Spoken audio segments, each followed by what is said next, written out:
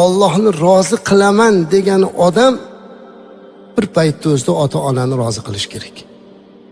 Ota-onani rozi qilmasdan turib Allohni rozi qila olmaymiz ekan aslan.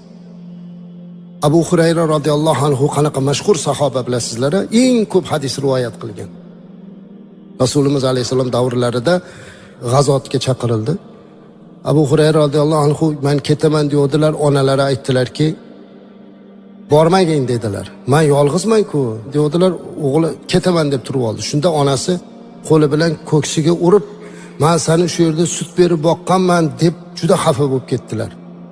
Keyin o'g'liga bildirmasdan Rasululloh sollallohu alayhi vasallamga kelib voqeani aytib berdilar. Abu Hurayra radhiyallohu anhu bundan bexabar keluvdilar. Payg'ambarimiz alayhisalom Abu Hurayra radhiyallohu anhu yuzlariga qaramadilar. Shunda hayron bo'lib, mendan bir xatolik o'tdimi deydilar. Senmi onasini qo'lini ko'ksiga urgizishga majbur qilgan dedilar. Qaytib ketishlikka buyurdi. Aytdiki, agar sen Alloh yo'lida bir ish qilmoqchi bo'lsang, ana o'sha Alloh yo'lida onangga xizmatingni qil dedilar. Ota-onaga xizmat qilishlik fi sabililloh bo'ladi azizlar. Juda katta savob bo'ladi. Eng katta savoblardan bittasi mana shu. Shuning uchun qachon Alloh o'ziga ibodatga buyursa, ota-onaga xizmat qilishlikni, ularni rozi qilishlikni amri birga keladi.